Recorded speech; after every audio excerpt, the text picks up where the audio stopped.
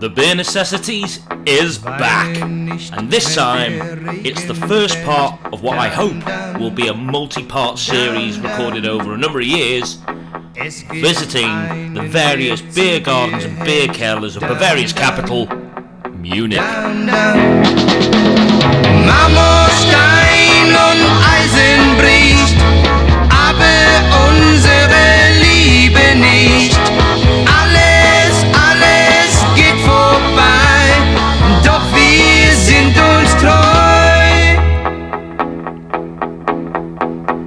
Kann ich einmal nicht bei dir sein, dam dam, dam dam. Denk daran, du bist nicht allein, dam dam, dam dam. Marmor, Stein und Eisen.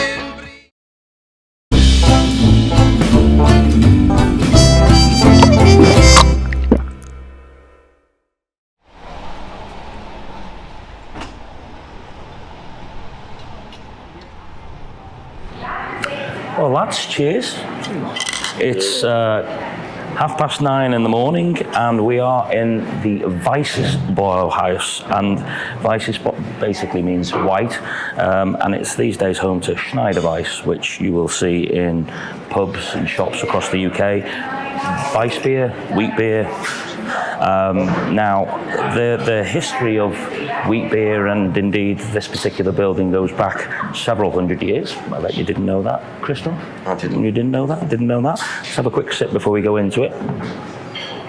So, the German purity law, as it's known, started actually here in Munich back in 1487, which restricted the number of ingredients that you can use in a beer. It was reduced in Munich down to hops, barley and water. Back in those days they didn't know yeast was actually an ingredient, so as time has progressed that they realised that yeast plays a role in the fermentation of beer and other alcohols. So 1487, but more famously it was rolled out across Bavaria in 1516. So as part of that, obviously the restriction in terms of those 4 ingredients, or 3 ingredients as they thought it was back then, meant you couldn't use wheat. And wheat beer was a massive beer across Bavaria and Germany more generally, Germany as it is today at least anyway. And the reason for that, conflicting stories or different conspiracy theories behind it, is that because wheat beer was so popular, it was actually reducing the amount of stock that was available to make bread.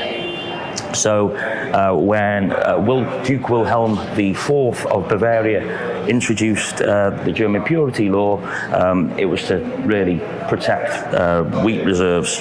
However, there was a little bit of schneidiness in there, because they did actually allow a family from the nobility called the Degenbergers to continue brewing Weiss beer throughout that period. And it was for the upper classes and the nobility. Now, we get to, I think it's 1602, and whoever the head of the Degenberger family was then died, didn't leave an heir behind, so the Bavarian court brought the brewery under its, of Weiss beer under its own control.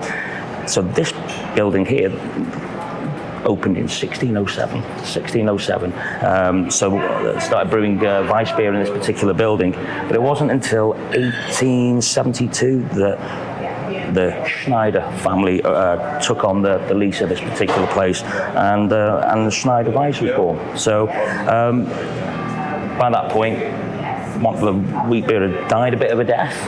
Wasn't really popular because brown beers were becoming more and more popular, bottom fermenting beers, and this thing was a little bit more niche. But just after the war, the operation that was brewing here migrated to another part of Bavaria, but we still have the Weisses Bräuhaus under the Schneider Weiss umbrella here in the centre of Munich today, and we're going to have I'm not a big fan of Weiss beer, but it's all right, isn't it? It's all right. But it's nice and cold. Not necessarily something you want for breakfast. We're going to have some food. Top fermenting yeasts, so fermented at higher temperatures gives you different sort of flavours. You'll probably get a little bit of banana in there from the isoamyl acetate. You see that in a lot of them. So that'll go well with my scrambled eggs in a minute. So yes, the German purity law and the history of Schneider Weiss and Weiss beer more generally, all stems from here in Munich. So, sausages for you? Sausages. So then we have Scrambled egg. Perfect, thank you. Okay, so 2 plates more for you. Oh, there's a big sausage for the lads. So, sausage, some sweet mustard. Enjoy. Thank you very much. Thank you. Yes. Right, well, we'll enjoy this and then we'll go and have a look around some other establishments. Cheers. Right, boys. So this building here, you can actually tell by the design of it a little bit. This used to be a brewery, and this was a very historical brewery in this city, Sterneckerbräu, and long since closed, and the reason why will become apparent. But up on that first floor there, in 1919, the German Workers' Party was created by a chap called Anton Drexler. And it was an extreme right-wing party, and they used to have their meeting there every year, and the military were a little bit concerned about them, so they sent in a soldier to spy on them, and that soldier was called Adolf Hitler. And Adolf Hitler used to go and observe the meetings and the speeches that were being made up on that first floor there, and he got sucked in by it.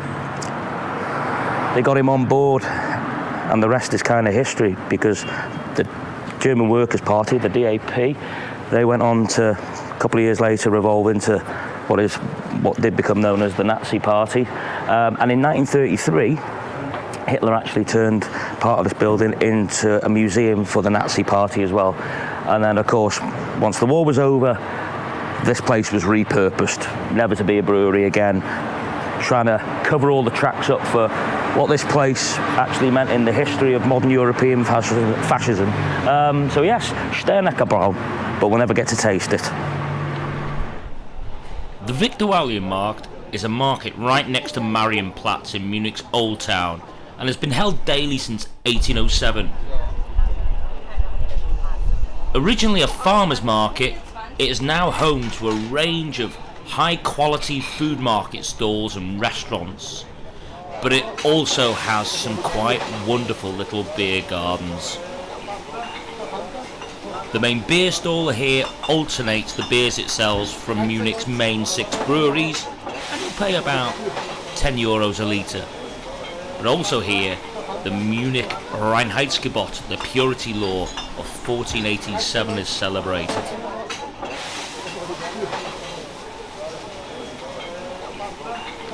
So, Viktualienmarkt, right next to Marienplatz in the centre of Munich, and this is a really, really great place to relax, watch the world go by, drink great beer. Today they've got Spaten on tap, although some of the lads are drinking Franziskaner Weiss beer. Last time I was here it was Augustiner, so they obviously rotate it between the 6 main breweries, don't know how often, but yeah, lovely. You've got shaded areas beneath the trees or areas in the sun. Gareth's got his guns out. Yes, hairy guns as well. Thank you. Yeah, needs waxing. But yeah, great place to watch the world go by. Just really relaxing, and you quite often see locals wearing the traditional Bavarian dress and things like that. So, you can sit here in the sun. Different beers. I've got a Weisse. Yeah, and Helles. My glass is smaller. I think Spaten obviously has Pilsner malts in it, but I think it probably has Munich malts as well, making it a little bit darker. Just give it a little hint of sort of bread crust. But already did a review on Spaten as part of the Oktoberfest episode last year, although that was Spaten Oktoberfest beer. Yes, anyway lads, we'll go on to another beer Keller afterwards, or a beer garden. It's a nice day for April, and see where the day takes us. Prost. Next up, Augustiner Keller. Augustiner is Munich's oldest independent brewery, established in 1328. As often was the case, it was originally brewed by monks. Augustiner actually used to be the suppliers to the Bavarian royal family until they decided to found their own brewery in 1589, which was Hofbräu. We'll cover that separately. Augustiner Keller is one of the most popular beer kellers and beer gardens around Munich, with around 5,000 seats. This family-friendly establishment has a great children's play area, ideal for when mum and dad want to enjoy a beer in relative peace and quiet. Augustiner is not just a great beer keller, it has a really high quality restaurant service inside and outside, but also it has an outdoor canteen area, self-service, like many Bavarian beer gardens. I don't think you can beat a nice pretzel when you're enjoying a beer in a beer garden, but here you'll also get lots of Bavarian classics, different types of German Wurst, and pork knuckles too.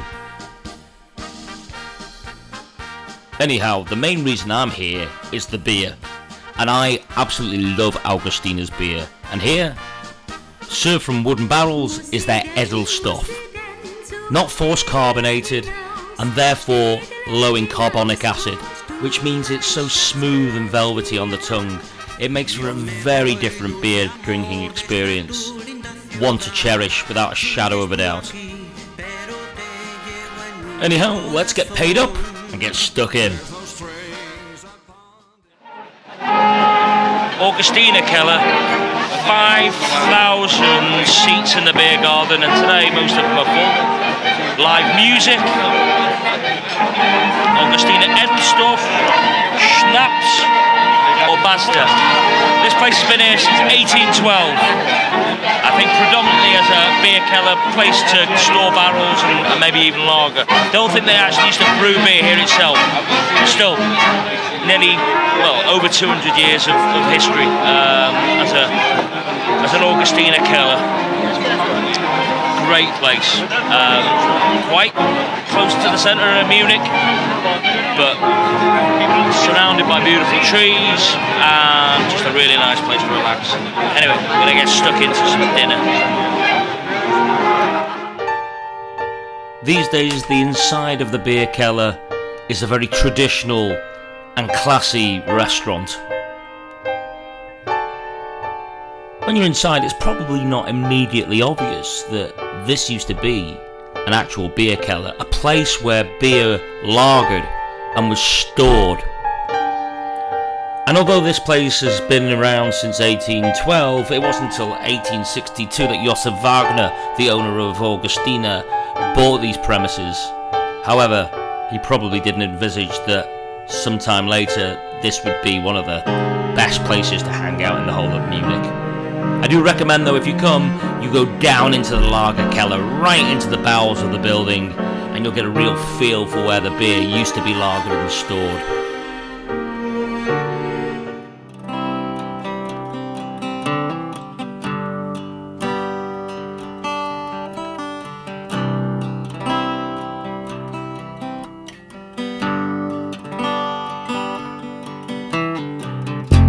Slipping on through the sensors, tripping over rails and fences, slipping on through the sensors, made of the mist and the abyss.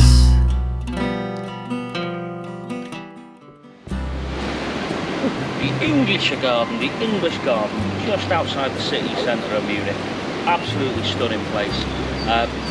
Opened in 1789, and it's the same size as Central Park in New York, so it's massive. It's got the river flowing through it, and yes, there's people skateboarding, surfing further up, and you see people swimming and letting the current and the tide just take them around on the circuits. Stunning, but the English Garden is also really, really great for beer gardens. And we'll go and have a look at a couple of those. Located in the southern central section of the Englischer Garten is Chinesischer Turm, or the Chinese Tower. It's a breathtaking beer garden selling the local Hofbräu beer. Again, very typical outdoor canteen systems selling a range of Bavarian classic dishes. But don't be fooled into thinking it's all about sausages and pork knuckles. Germany, Bavaria, its beer gardens, its beer kellers, they're vegetarian and vegan friendly these days. I've been vegetarian for the best part of 7 years, and I enjoy the pasta dishes such as Käsespätzle, a lot of the different salads that they offer. And actually, you can get vegan substitutes these days, like vegan bratwursts. Well, what a place to sit and enjoy a mass of Hofbräu underneath the Chinese tower. It's just beautiful weather today. I mean, it's the end of April, but it's 26, 27 degrees, and it's what time? 11 o'clock in the morning. Probably not appropriately dressed, but no, it's 7,500 seats in this beer garden. And as you see with a lot of the beer gardens around Munich, self-service canteens outside. Yeah, you pay a couple of euros deposit for your glass, you take it back afterwards, you get your money back. But on the weekends, particularly in the warm months, this place is rammed. 7,500 people, all enjoying beautiful Hofbräu original. So there are numerous other beer gardens around the Englischer Garten, and I won't be able to get through them all today, but we'll at least try and get in maybe one more, and then head on to some other destinations as well. But for now, just going to relax. It's lovely and peaceful here. You can hear the birds in the trees, and just around the corner there's just geese chilling out. And yeah, nowhere I'd rather be at this particular moment in time. So, Prost.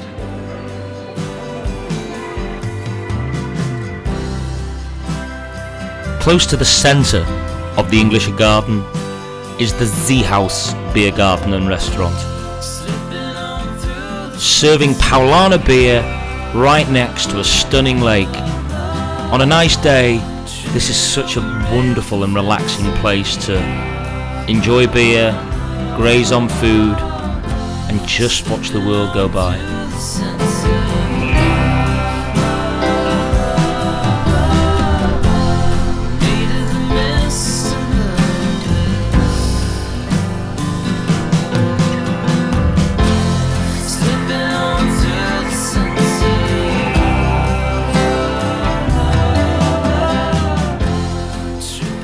Again, we see that classic canteen system.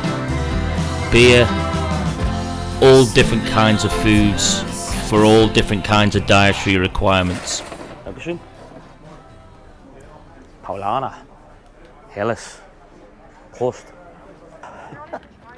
Well, it goes without saying that the unique selling point of the Seehaus is that you get to enjoy a lovely cold Paulaner, and the guys there have got the Paulaner Weiss beer right next to the beautiful lake in the middle of the Englischer Garten, and the pretzel as well.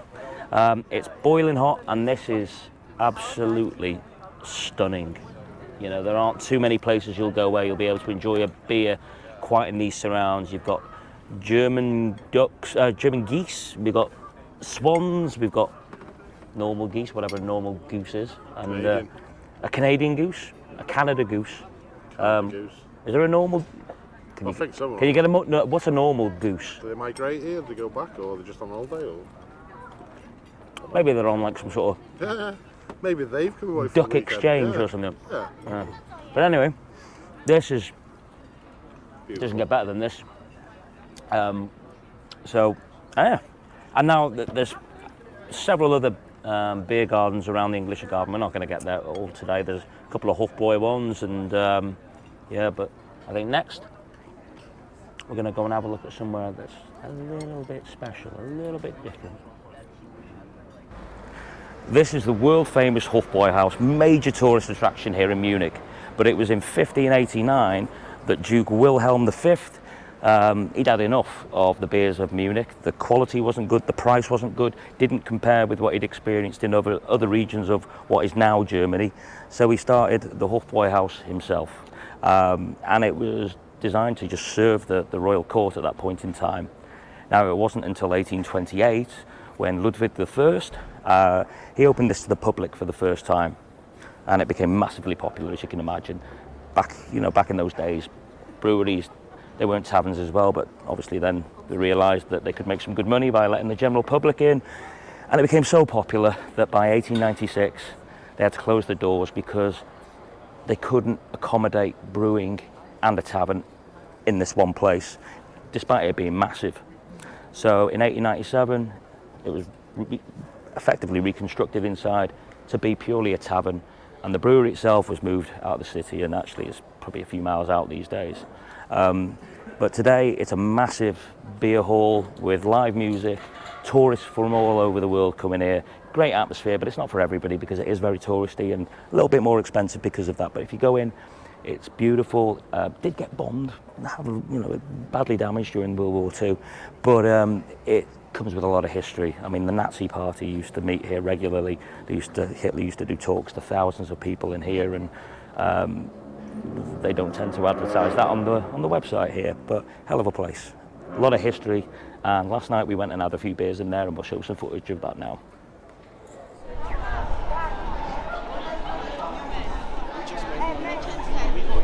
Messi.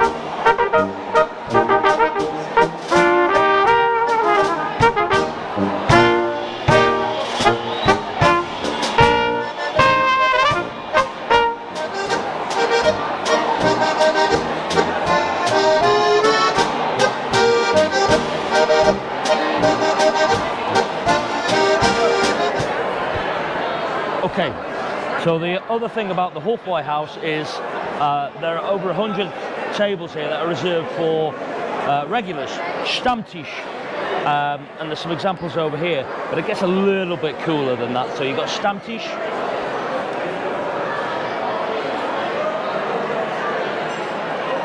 but what's a little bit cooler is, for those regulars, there's a vault.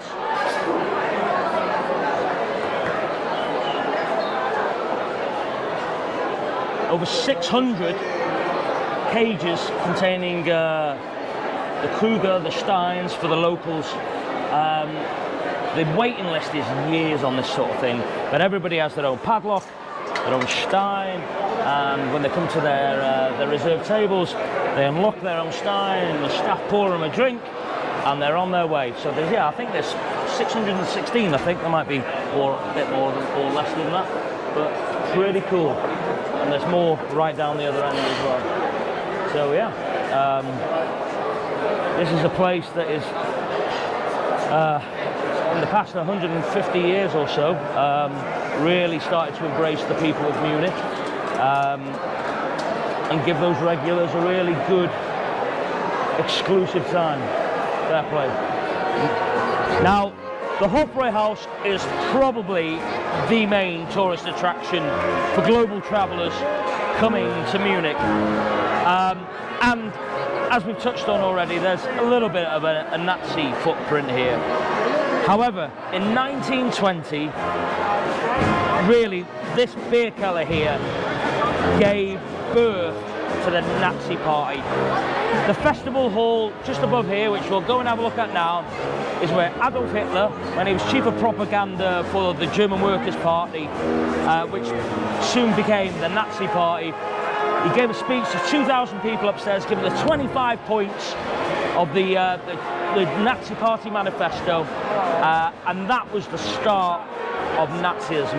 And from there on until the World War II, the Hofbräuhaus was a regular meeting point for the Nazi Party. Let's go and have a look at the festival hall. Let's go.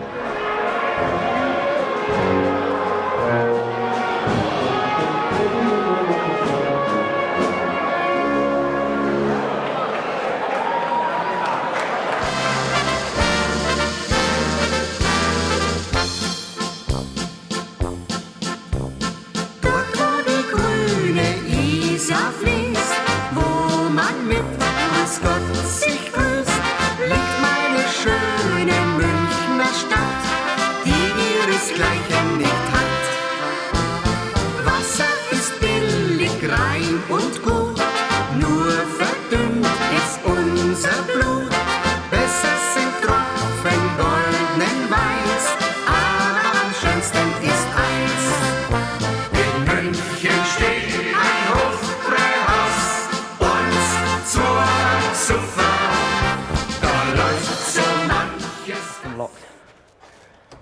Well, the doors are locked, but this is the festival hall here.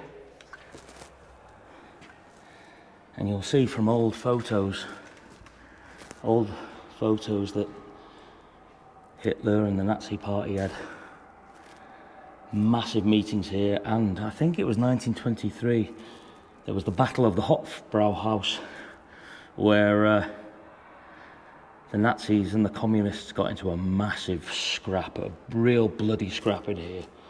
But look at it, it's outstanding in there.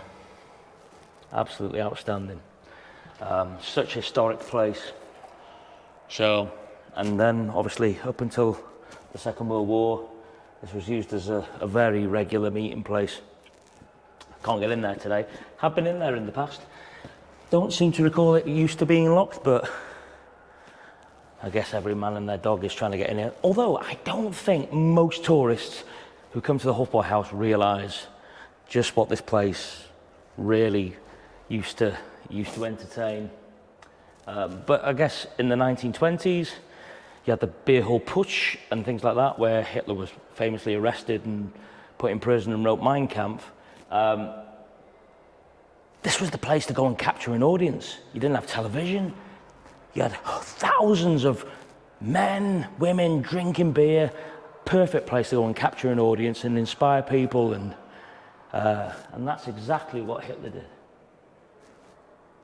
So beer, but a lot of other kind of history as well. I actually managed to get inside the festival hall. I remembered about a secret door around the corner, which Joe Public is not meant to use.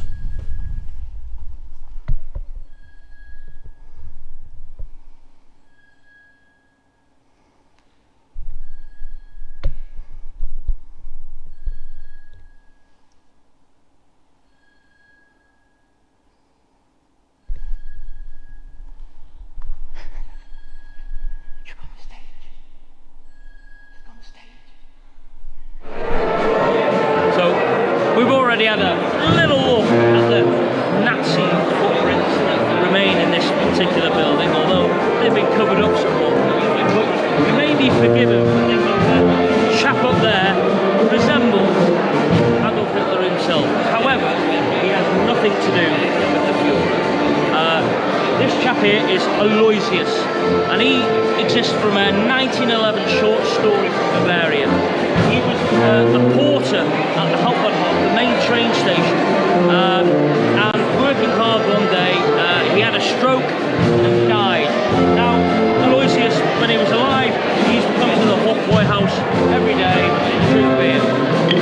When he died, he ascended to heaven. They gave him clouds, wings, a harp, but the guy was absolutely bored out of his skull. There was no beer, there was no snuff, and he was having a torrid time of it. So, the powers that be gave him a special mission to come back down to earth to bring to the Bavarian government divine intervention, to make them more holy. So he came down with a letter.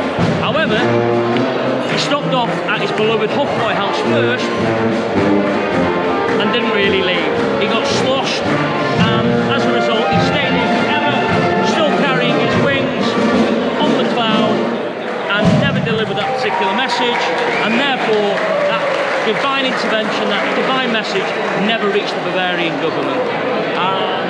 He resides here until this very day, and I doubt that's going to change anytime soon. And if you go to the Hofbräu Zone tent at the Oktoberfest, you will also find Aloysius in there too. So no, despite looks, it's got nothing to do with Adolf Hitler. Aside from its bustling beer keller, the Hofbräuhaus also has a really pleasant courtyard area for those looking to enjoy fresh air and sunshine. Beer halls and beer kellers have played a massive role in the history and the shaping of German culture, but they've also played a significant role in its political past as well. Back in the day, we didn't have Sky News or Sky Germany and BBC Online and things like that. So the way to go and capture an audience to drum up political support would be to go to these massive beer halls where there were sometimes thousands of people and get your message across there easy when they're under the influence of alcohol as well. And that's what Hitler used to do. Not just Hitler, it was common across Bavaria. You go to the beer halls and go and get their point across and try and drum up interest and stir up the passion in people that way. Makes absolute sense. So there's a real history of that. So when I've been going around some of the beer kellers here as part of this particular episode, I've been touching on particularly the Nazi elements of it because, number one, it's interesting, but number two, it's part of the fabric of some of these beer halls. They may not advertise it, but it's a massive part of their history and probably one that they don't really want to be remembered about too well. So where I am right now is where there used to be a massive beer keller called the Bürgerbräu. Now the Bürgerbräu held thousands of people and it was a really, really popular place for political speeches. Again, you know, a great way to get a captive audience and stir up a little bit of passion. And in 1923, this is where Hitler and his Nazis stormed the Bürgerbräu when there was a political event on. It's known as the Beer Hall Putsch, November 1923. So Hitler and his Nazis stormed the building, interrupted an event, surrounded the building with armed guards, and basically said they weren't going to leave until they had the full political support of the people that were there, which they thought they had. So they left. However, it turns out that everything didn't quite go to plan for them. So then it all got a little bit violent. A few shots were fired, and old Adolf found himself banged up in the nick. But it was only for a few months in the end. It was enough time for him to write Mein Kampf and then come out, and then well, the rest is history. So yeah, I mean, the beer halls and the beer kellers of Munich are fascinating from a cultural standpoint, but it's also really interesting when you appreciate that they have certainly played a real role in the rise of the Nazi Party and other political parties of that particular point in time. So yeah, very, very different to how it would have been back in the 1920s. The Bürgerbräu was demolished many years ago, but yeah, this would have been a massive beer keller right here, really popular. But yes, these days it's just offices and flats and things like that. So another footprint that's been buried under the dust.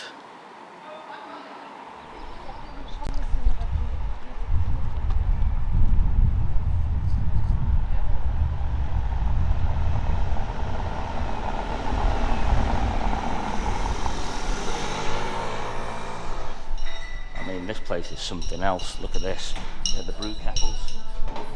Absolutely beautiful. So this is where they brew their niche strong beers. Look at this.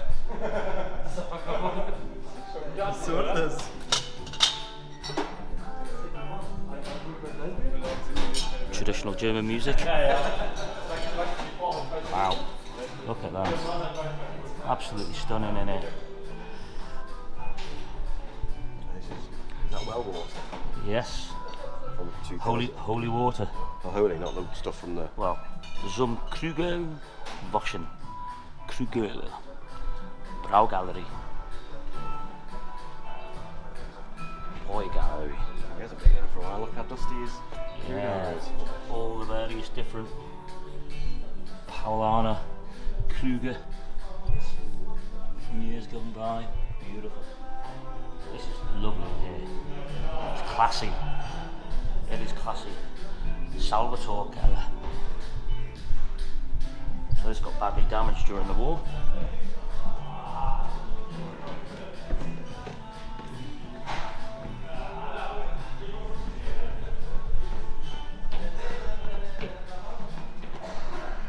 Good. Oh yeah, look this now. There's all the bags of malt. Different types of malts you'll have. Pilsner malts, Munich malts. Hello.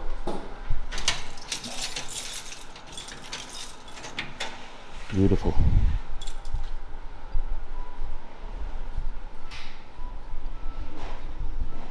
And these are the lagering tanks here.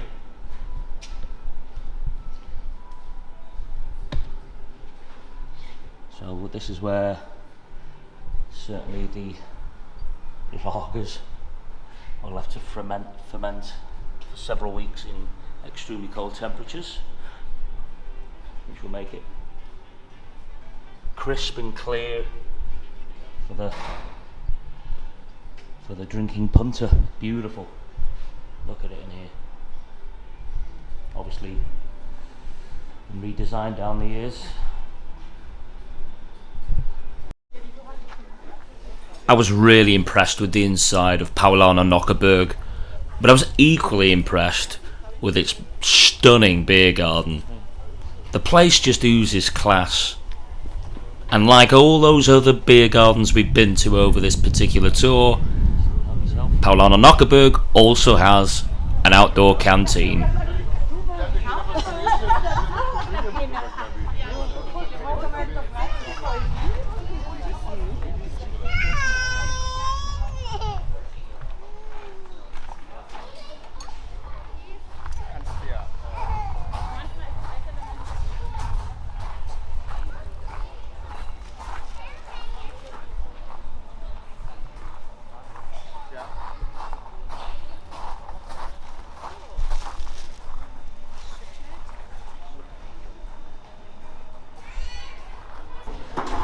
So, this is Paulaner Nockherberg Hell Unfiltered.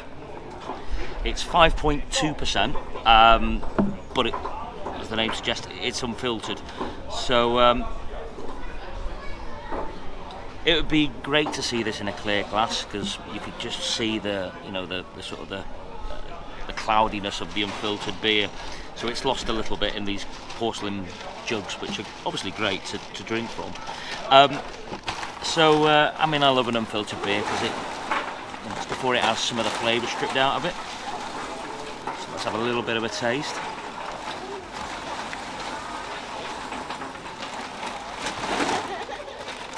Oh wow! Straight away, it's just a really, I mean, it's so smooth. Straight away,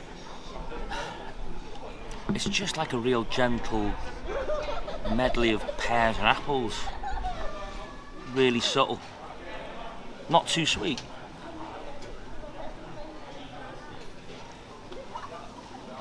It is. It's like just having a little bite out of a pear. Crisp. Just a little bit of sweetness, but so smooth. You know, there's no gassiness to it. It's just beautiful. Now, this is a fantastic place to come. This is my 19th time in Munich, and I've never been to Paulaner Nockherberg before. Paulaner, this was actually somebody's summer residence, and Paulaner bought it off somebody. I think it was 1858, and this is where they make some of their niche beers. They hold a Stark beer festival here every Lent. Stark beer, strong beer. So as we saw inside, that they've got their brew kettles and lagering tanks. So they tend to make their more niche beers here. Paulaner is known throughout the UK. You can get it in the supermarkets. You can get it in Majestic Wines, and you can even get their Oktoberfest beer in Majestic Wines at the right time of year. But the beers here, you won't see these in the UK. They're made here on this site, not in their main brewery where their main sort of Helles is brewed. It's the niche stuff here. I'd say certain times of the year you'll get their stronger beers. And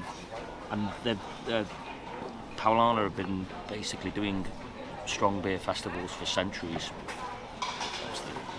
Holding them here since they moved to this great site. But yeah, I mean, it's inside is beautiful. It's just really classy here. It's more classy than anything I've seen. the beer garden holds 2,000 people, and it's stunning here. There's chestnut trees everywhere.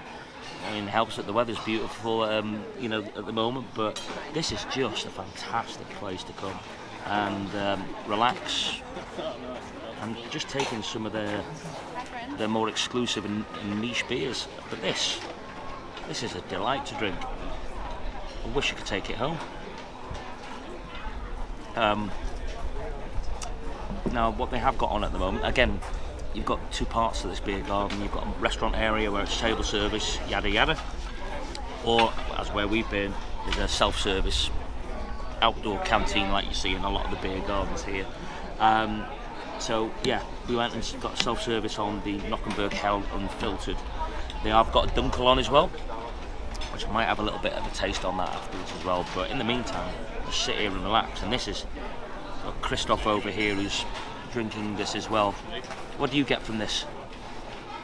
Everything you said, it's just smooth and it's a little bit fruity. You've identified them probably better than me, but it was just a little bit dry. delightful. It's a little bit dry, but Amazing. but not in a negative sense. There's just a bit of a dryness to it.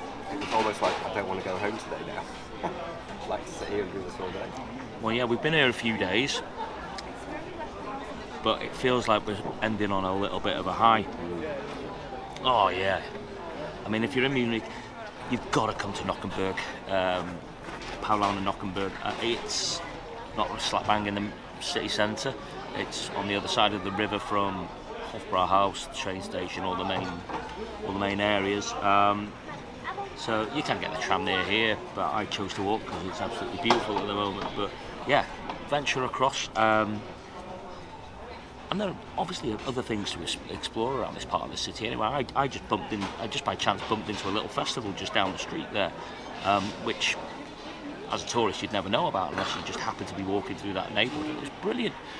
There was, you know, beer being sold. There were fairground rides. It was a bit like a German Christmas market, but not during Christmas. But yeah, anyway, there's always plenty of other things to explore and see in some of these lesser known areas of Munich. But yeah, Paulaner Nockherberg Hell Unfiltered. I'm gonna have to get the recipe to that and make it at home in my my little brewery.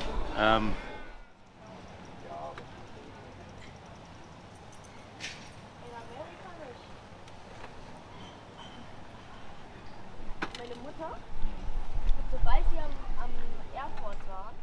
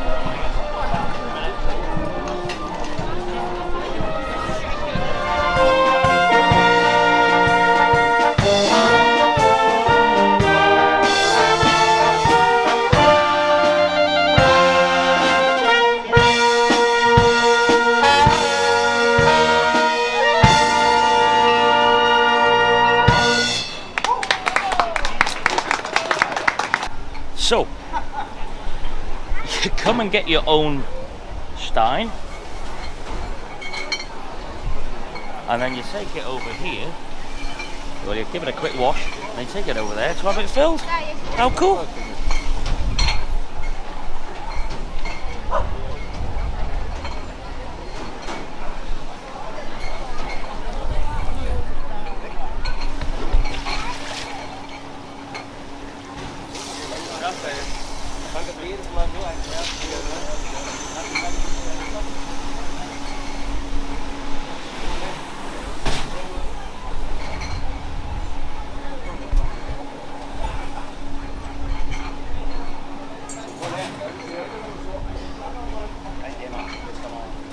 Franz Zimmermann.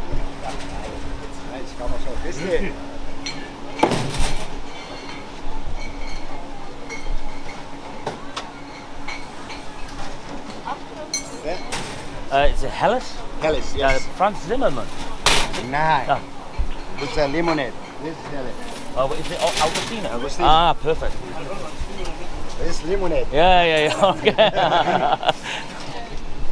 Danke.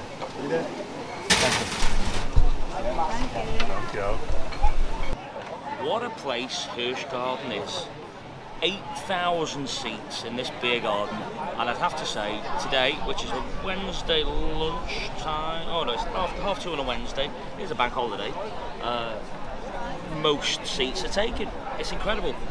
And the whole experience of going to grab your glass, take it and have it filled, I've never seen that before. Obviously around a lot of these beer gardens it is that canteen system where you obviously help yourself and somebody will pass you your drink, but the whole going to get a glass and having it filled is just very, very different. But it's stunning here. It feels like you're in the middle of the woods, and there are deer here, which is why Hirschgarten means the deer garden. So there are deer here, although I've been here once before, I didn't see him, and I haven't been to look for him yet, so before we leave I might have a quick look. But yeah, I mean, this place is vast.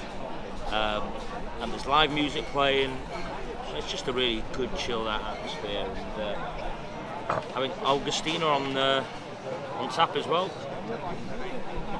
Caps things off quite nicely. We've had a really good trip here, visiting various different breweries, beer halls, beer gardens, beer kellers, and this will be the last one that we stop at before we head back.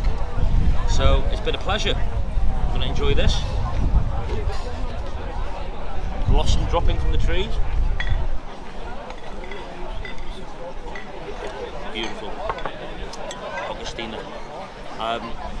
Yeah, had fun filming this episode and hope you enjoy watching it too. And we'll be back soon with something a little bit different, hopefully. So look after yourselves, give us a like, follow us, all that usual jazz, and if you don't, sod you. Horse you.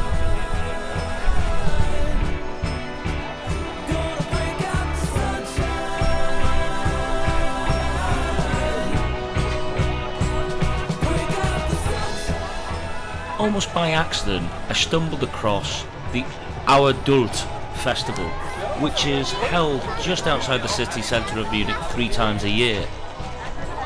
I don't think as a tourist you would know this place existed unless you did some research or, just like I did, stumble across it by accident. But it's like a mini Christmas market when it's not Christmas. It's fairground rides, it's food, it's flea market, but it also serves beer.